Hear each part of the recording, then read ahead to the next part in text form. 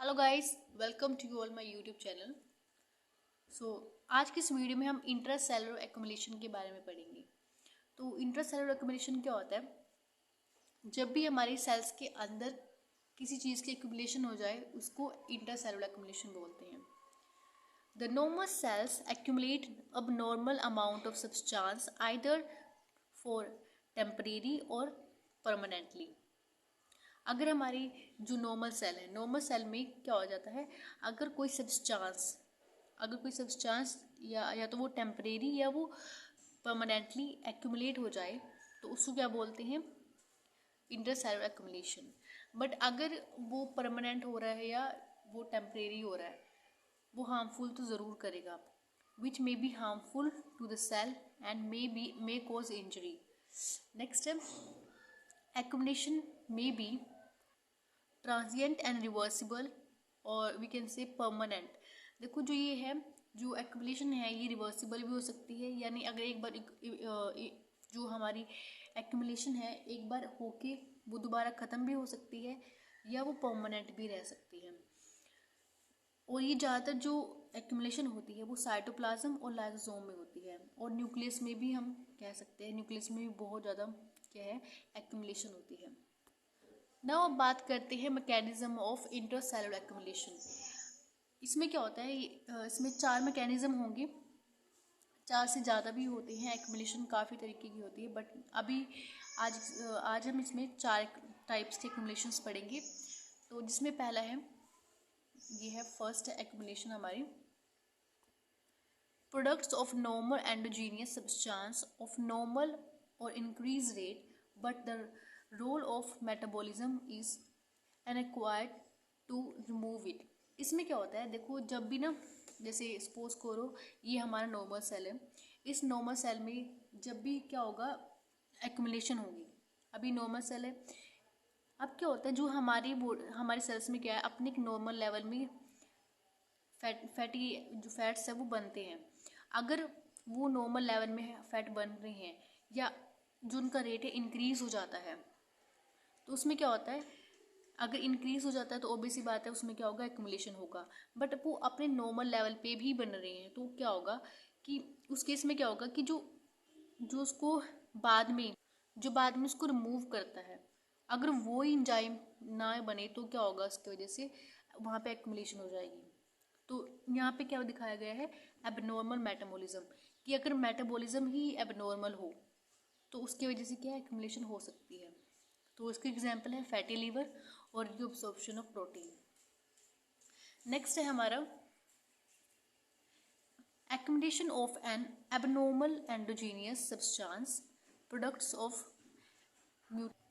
due to the defect of protein folding transport and inability to degrade efficiently. अगर हमारी body में क्या हो जाए कि जैसे ये डायग्राम है, इस डायग्राम के अकॉर्डिंग क्या होगा कि जो प्रोटीन है, अगर प्रोटीन की जो म्यूटेशन है वो तो सही चल रही है, अभी इस वाले केस में क्या है, प्रोटीन की जो है जो म्यूटेशन है वो बिल्कुल सही है। बट अगर यहाँ पे डिफेक्ट आ जाए प्रोटीन फोल्डिंग में, तो यहाँ पे क्या होगा कि जो यहाँ पे प्रोटीन है, ये प्रोटीन बाहर ऐसे बनने लगेंगे और यहाँ पे क्या एक्यूमुलेशन हो जाएगी एबनॉर्मल प्रोटीन की। तो उसका जो एग्जाम्पल है वो accumulation of mutant protein of in liver cells. जो लीवर सेल में क्या होगा, उनके प्रोटीन की एक्यूमुलेशन हो जाएगी। नेक्स्ट अब हम देखते हैं third, accumulation of normal endogenous substance due to inherited defect। इसमें क्या होता है, आपका जो नॉर्मल सेल तो है, आपका क्या है, जो ये नॉर्मल सेल है इसमें क्या हुआ कि जो आपके सब्सटेंस होते हैं, कॉम्प्लेक्स सब्सटेंस जो होते हैं, उससे क्या होता है आगे सोल्यूबल प्रोडक्ट्स में क्या होता है, बनना होता है, और वो भी किसकी हेल्प से, एक इंजाइम की हेल्प से। बट अगर कुछ इनहेरिटेड प्रॉब्लम हो जाए, इनहेरिटेड प्रॉब्लम जो आपके पेरेंट्स से या आपको जेनेटिकली है, अगर वो प्रॉब्लम हो जाए तो उसकी वजह से क्या होगा, जो लेक ऑफ एंजाइम की वजह से, यहाँ पे दिखाया गया जो लेक ऑफ एंजाइम है, एंजाइम की जो वहाँ पे कमी हो जाएगी, और उसकी वजह से क्या हो जाएगा, एक्यूमुलेशन हो जाएगा एंडोजीनियस मटेरियल्स का। एंडोजीनियस जो मटेरियल जो सेल्स के अंदर प्रेजेंट होते हैं उनको एंडोजीनियस मटेरियल बोला जाता है। तो यहाँ पे क्या हो गया, ये एक्यूमुलेशन हो गया है एंडोजीनियस मटेरियल का। और ये डायग्राम आप क्या कर सकते हैं, एंड आप अपने एग्ज़ाम्स में ऐसे ही बना सकते हैं, और इससे क्या होगा कि आपके जो मार्क्स है वो ज़्यादा इंक्रीज हो जाएंगे। अब देखो, जो ये लेक ऑफ जो एक्यूमुलेशन ऑफ एंडोजीनियस मटेरियल है उसको हम लाइसोसोम, ये क्या होता है, लाइसोसोम स्टोरेज डिसीजेस के कारण भी हो जाती है ये चीज़। नेक्स्ट लास्ट जो हमारा है, एक्यूमुलेशन ऑफ एबनॉर्मल एक्सोजेनेसिस। अब देखो यहाँ पे क्या था, नॉर्मल, कि हमारा जो एंडोजेनियस सब्सटेंस थे वो नॉर्मल बन रहे थे, बट वो हेरिडिटी प्रॉब्लम, इनहेरिडेंट प्रॉब्लम के कारण क्या हो रहे थे, एंजाइम ना बनने की वजह से वो जो हमारे कॉम्प्लेक्स जो सब्सटेंस थे वो सोल्यूबल फॉर्म में नहीं प्रोडक्ट हो पा रहे थे। तो इस केस में क्या है कि हमारा जो एक्यूमुलेशन है वो एबनॉर्मल हो गया, कि जो एक्यूमुलेशन क्या एबनॉर्मल तरीके से हो रहा है। एक्सोजेनेसिस मीन्स कि सेल के बाहर से कोई चीज़ अंदर आ रही है। देखो एक यहाँ पे एक इनफिल्ट्रेशन एक वर्ड है। इनफिल्ट्रेशन का मतलब क्या होता है, जब भी कोई बाहर से सेल के अंदर कोई चीज़ एंटर करती है उसको इनफिल्ट्रेशन बोलते हैं। तो यहाँ पे भी वही चीज़ हमें देखने को मिल रही है। तो accumulation of abnormal exogenous due to unavailability of enzymes and transport of mechanism to degrade and transport it to another sites।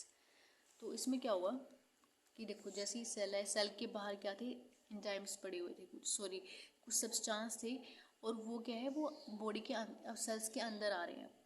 वो भी किस वजह से, इंजेक्शन ऑफ इनडाइजेशन मटेरियल्स। अब ये क्या होगा, इसमें हमारे जो सेल के अंत के इकट्ठे होने लगेंगे, एक्यूमुलेट होने लगेंगे। तो यहाँ पे ये जो डायग्राम है, इस डायग्राम में यही शो किया गया है। यहाँ पे जो ये गोल गोल दिखाए गए हैं, तो ये क्या है, हमारे ये एक्यूमुलेट हो गए हैं एबनॉर्मल एक्सोजेनेसिस। जो मीन्स बाहर से कोई चीज़ आई थी वो एक्यूमुलेट वो सेल के अंदर हो चुकी है। तो इसका एक बेस्ट एग्जाम्पल क्या होगा, सिलिकोसिस। ये इसका बहुत ज़्यादा बेस्ट एग्जाम्पल है। तो नेक्स्ट वीडियो में हम स्टार्ट करेंगे कैल्सिफिकेशन। अगर आपको ये वीडियो अच्छी लगी है तो अपने फ्रेंड्स के साथ शेयर कीजिए और सब्सक्राइब कीजिए चैनल को। मिलते हैं अगली वीडियो में। Thank you for watching my video.